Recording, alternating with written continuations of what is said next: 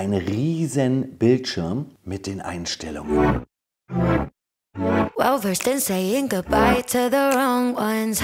I get better at moving on every time. Sie ist einiges schwerer geworden, was jetzt aber nicht schlimm ist, und sie liegt irgendwie noch besser in der Hand. Irgendwie erinnert mich das so ein bisschen an ein Handy mit dem Display.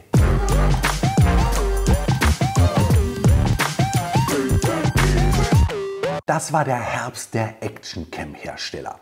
DJI mit der Osmo Action 3, GoPro mit der Hero 11 und der Mini 11 und Insta360 mit der X3.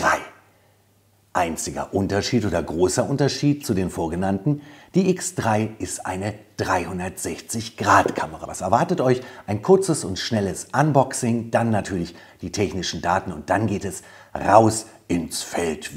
Ich möchte gerne checken, was kann die Kamera und vor allen Dingen, wo sind die Unterschiede hier zur Insta360 X2. Ich kann schon mal so viel verraten, eine ganze Menge. Also, los geht's! Was haben wir hier? Einmal die Insta360 X3 hier in einem sehr schicken Karton. Dann kommt dazu nochmal zweimal eine Batterie. Die ist übrigens in der Leistung, in der Kapazität gestiegen. Dann ganz, ganz wichtige Geschichte, den Mic-Adapter für die X3 und last but not least einen Selfie-Stick. Selfie-Stick, den seht ihr hier, hatten wir doch schon öfter mal. Dieser Invisible Selfie Stick, das heißt, der wird rausgerechnet von der Kamera. Das ist der normale. Wie lang wird der sein? Einen knappen Meter. Der hier ist 3 Meter lang. Ein Selfie Stick mit einer Länge von 3 Metern. Und damit kann man Sachen machen. Also in Gebieten, wo Drohnenflüge beispielsweise verboten sind, habt ihr hier eine Drohne. Aber Zubehör jetzt erstmal zur Seite. Schauen wir mal, was hier in der Verpackung drin ist. Guten Tag, da ist sie, die Insta360 X3. Massiv, kompakt, toll verarbeitet, fühlt sich super an. Hier an den Seiten gummiert, da rutscht sie nicht so schnell aus der Hand. Und dann natürlich, und jetzt zeige ich euch das mal im Vergleich. Und das, was als allererstes auffällt und worüber ich mich riesig freue, ist der Monitor. Hier gibt es einen richtig großen Monitor. Das ist ja wie Tag und Nacht. Wahnsinn. Und das war immer so ein Kritikpunkt, den ich auch selber hatte hier bei der X2. Der Monitor hatte irgendwie was, dieses kleine Bullauge, aber wenn man hier irgendwas bedienen wollte, dann war das schon sehr, sehr, alles mikro, klein, und manchmal hat man auch die richtigen Tasten im Touch-Display nicht getroffen. Hier, wow, ganz großartig. Ein riesen Bildschirm. Sie ist etwas in die Breite gegangen, die X3 im Vergleich zur X2. Auf der Rückseite, zweimal die Objektive. Und die LED, die hier blinkt, kein großer Unterschied. Auf der Seite auch nicht. Hier gibt es einen neuen Knopf, nämlich den Quick-Knopf. Damit könnt ihr euch Einstellungen frei konfigurieren und mit einem Knopfdruck abrufen. Hier vorne gibt es jetzt weitere 2 Knöpfe. Einmal hier zum Aufnehmen und einmal hier, um die Kamera von 360 Grad auf das innere Einzelobjektiv zu wechseln. Und auf der Seite dann, klar, die beiden Akkus. Und hier sehe ich noch etwas, was ich auch ganz klasse finde. Bei der X2 hattet ihr hier einen Öffnungsmechanismus. Na, komm raus. Und das hing hier so dran. Das ist bei der Insta360 One RS auch so. Das Ding fällt manchmal ab, man hat das irgendwie hier, man kriegt es nicht immer ideal rein. Insta360 hört offensichtlich auf die User. Hier auch mit dem Knopf. Einfach eine Klappe, so wie man es kennt. Super. Und hier gibt es einen kleinen Trick, oder was ihr wissen müsst: Wenn ihr entweder die Klappe oder hier den Akku hoch oder runter machen wollt oder müsst, dann kann hier, wenn ihr es nicht richtig eingeschaltet habt, wenn ihr es nicht richtig arretiert habt, mal sehen, ob ihr das so gut sehen könnt. Da ist ein orangenes Zeichen. Und das sagt euch, Achtung, die Klappe ist nicht richtig verschlossen. Und das ist natürlich wichtig, weil die X3 ist bis zu 10 Meter wasserdicht. Irgendwie erinnert mich das so ein bisschen an ein Handy mit dem Display. Gucken wir uns mal die Akkus an im Vergleich, denn der Akku ist größer geworden und hat auch mehr Kapazität. X3 ist ein bisschen breiter, aber hat halt deutlich mehr Kapazität. Ich freue mich richtig, damit gleich rauszugehen. Klick. Dann vielleicht erstmal zu den Unterschieden der X3 zur X2. Also, die X3 hat einen neuen 1,5 Sensor im Vergleich zur X2. Die hatte nur einen 1/2 Sensor. Und das bedeutet für euch letztendlich höhere Empfindlichkeit. Die Pixel sind etwas größer, damit weniger Rauschen und mehr Detailreichtum. Das Objektiv der X3 hat eine 1,9er Blende, das der X2 hatte eine 2,0er. Mit der X3 könnt ihr Zeitraffer erstellen. Das ging mit der X2 auch, aber mit der X3 bis zu 8K. Beeindruckend. Dann zum Akku. Der neue Akku der X3 hat 1800 mAh und der X2 hatte 1630 mAh. Ganz klar, darüber müssen wir nicht reden, der größere Bildschirm, und zwar deutlich größer. 2,29 Zoll zu 1 Zoll. So, und was gibt es dann noch so an Neuigkeiten, an Verbesserungen zur X2? Also auf jeden Fall besserer Sound, 4 Mikrofone, ein schnelleres Wi-Fi. Dann habt ihr einen Vibrationseffekt, wenn ihr hier irgendwas macht, und ihr habt neue Tasten, also eine ganze Menge. Auf die Waage bringt die X3 180 Gramm und das ist weder zu schwer noch zu leicht.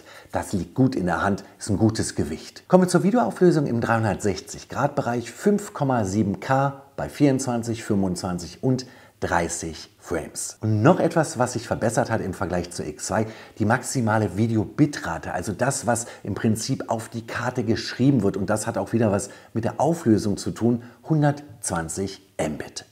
Ihr habt verschiedene Videomodi, als da wären Standard, Active HDR, Zeitraffer, Timeshift, Bullet Time und Loop-Aufnahme. Die Farbprofile gibt es natürlich auch, lebhaft, Standard und ein Log-Format, also besonders flach. Das heißt, ihr habt dort große Spielräume in der Nachbearbeitung, in der Postproduktion später. Kommen wir nochmal zur Laufzeit der Kamera der X3. 81 Minuten gibt Insta360 an und das ist echt ausreichend. Also durchs Runterwischen kommt ihr in so eine Hauptansicht. Da könnt ihr zum Beispiel die Lautstärke des Tons einstellen, verschiedene andere Parameter, ob die LEDs leuchten sollen, hier zum Beispiel, oder eben nicht. Dann habt ihr hier Anschluss über Bluetooth für eure Kopfhörer. Ihr könnt den Audiobereich einstellen und hier habt ihr die Einstellung. Kamerainfo, Bluetooth aufwachen kann ich nicht empfehlen, raubt immer ein bisschen Akku. Anti-Flicker, hier die Videobitrate, die würde ich immer auf hoch stellen.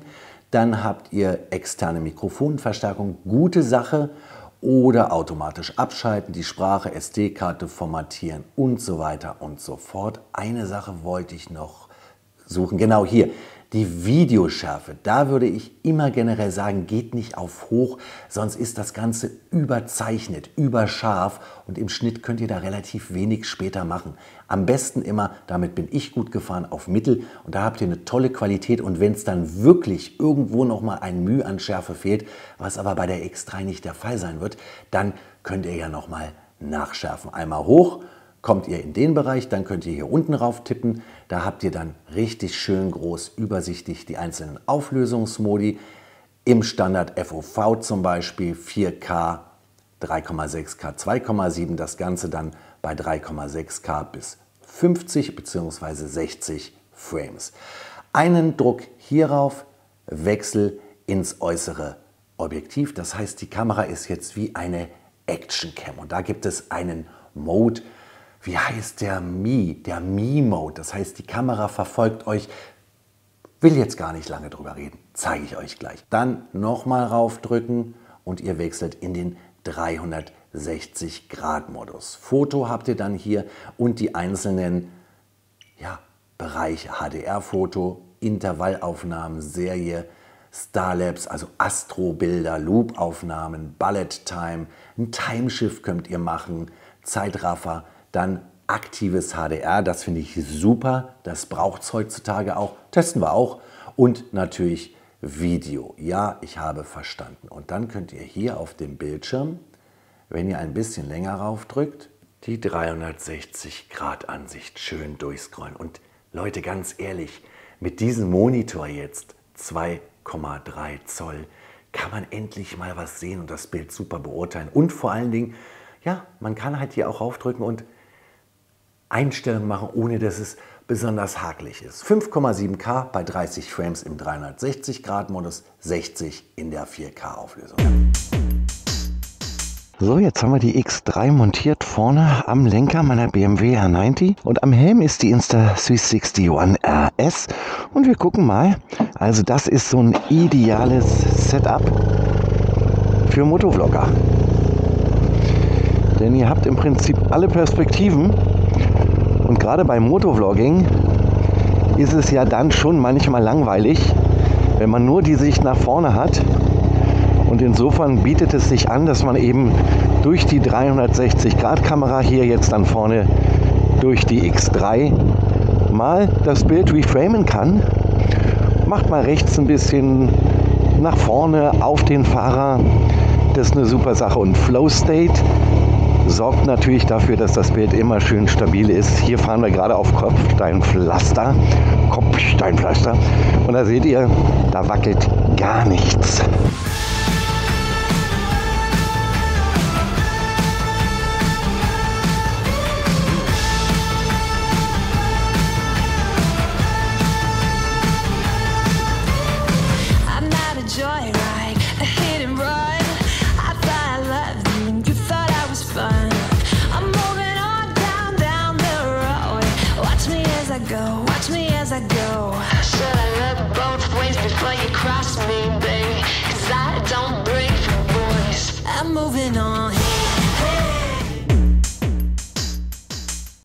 Das Ganze jetzt in 5,7K, 30 Frames und HDR aufgenommen.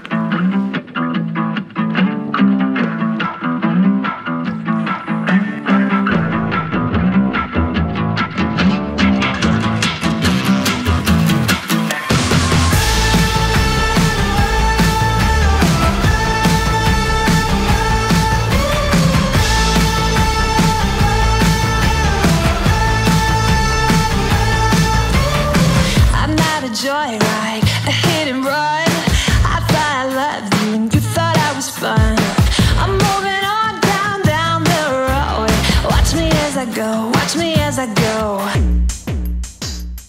Sorry, I'm not crying. I'd rather be with nobody than with somebody who let me be someone to lose. I'd rather be with nobody than with somebody like you. Expectations in the sky for the right one. Put my heart on a pedestal if you want it. Need somebody who needs me to put their hands on me. You were never on that wave if I'm honest.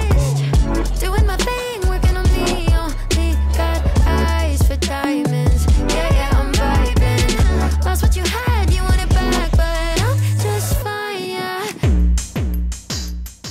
So, das ist der Mi-Modus. Das heißt, die Kamera hat euch immer im Mittelpunkt. Egal wo ihr seid, egal was ihr macht, wenn ich jetzt nach rechts mache, immer quasi im Mittelpunkt.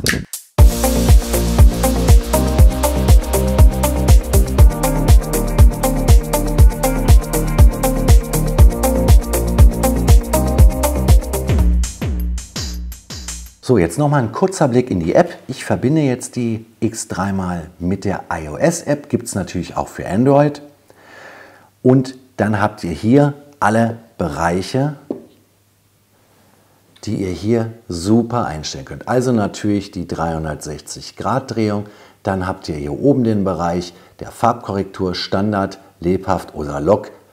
Dann habt ihr hier unten Automatik- oder manuellen Modus. Das heißt, ihr könnt die Belichtungszeit natürlich einstellen, die ISO, die White Balance und so weiter und so fort.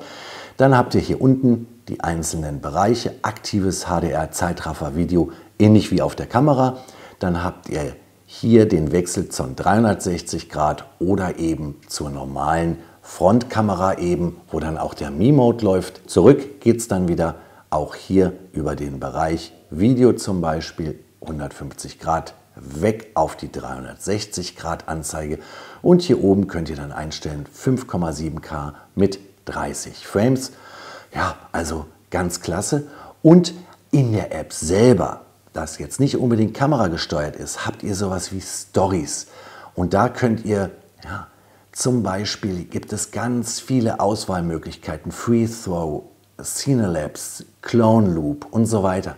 Das heißt, ihr wählt das aus, kriegt eine kurze Bedienungsanleitung als Video und dann wird genau euch erklärt, was ihr wie machen wird. Und am Ende errechnet euch die App letztendlich das fertige Video. Ganz tolle Sache und da sind mega kreative Sachen möglich. Das ist die Insta360 Studio App 2022, in dem Fall jetzt hier auf Mac OS. Und hier könnt ihr jede Menge machen. Also ihr seht hier zum Beispiel, ganz normal, kennt ihr aus normalen Schnittprogrammen, könnt ihr zu den einzelnen Bildern hingehen und dann könnt ihr hier euch den Ausschnitt wählen. So, einfach reinzoomen oder rauszoomen, gar kein Thema. Das könnt ihr auch machen, während das Programm läuft, in Echtzeit.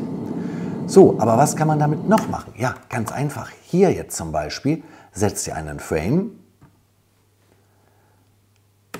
bis hierhin, wieder einen Frame und jetzt macht ihr hier mal zum Beispiel den Winkel einmal rum, eine Barrel Roll. Das war's schon. Angucken. Zack, und schon habt ihr eine Barrel Roll. Also einfacher geht's gar nicht. Oder nehmen wir mal an, hier zum Beispiel. Nee, das war ein bisschen zu hektisch. Welches File nehmen wir denn mal? So. Genau, ich laufe jetzt hier und möchte, dass mich die Software trackt. Also auf Deep Track einmal einen Rahmen um mich herum machen und die Verfolgung starten. Und jetzt ist egal, was ich mit dem Invisible Selfie Stick mache, er bleibt immer auf mir. Tolle Geschichte. Tracking stoppen, stoppen und anschauen. Und ihr seht das, was wir gerade gemacht haben. Aber das Schöne hieran ist ja zum Beispiel, dass ich hier am Wasser stehe. So, wir machen das mal rückgängig und nehmen mal hier den Ausschnitt, wie ich am Wasser stehe, setzen einen Keyframe, lassen es laufen, setzen hier einen Keyframe und hier den Keyframe drehen wir das Bild so rum. Angucken.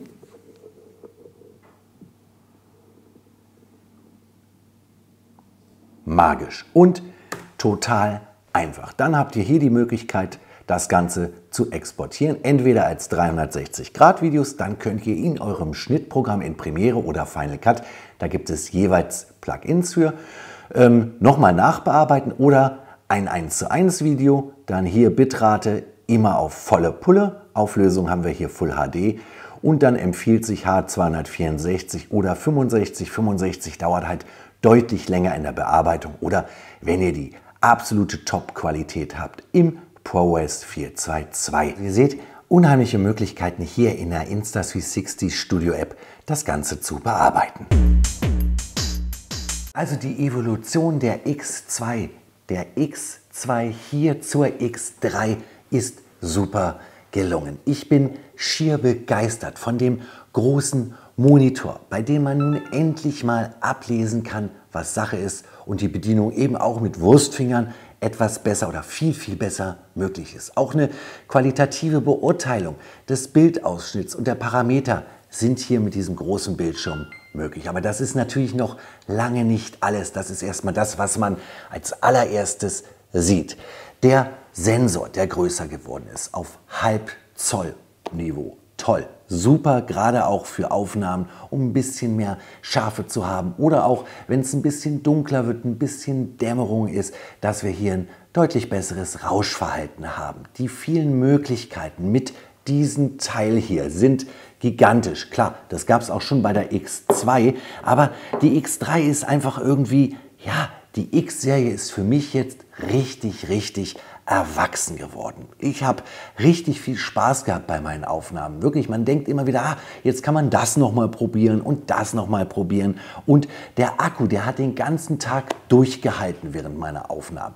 HDR an Bord, klar, tolle Dynamik. Also ich muss sagen, super Evolution hier X2 zur X3.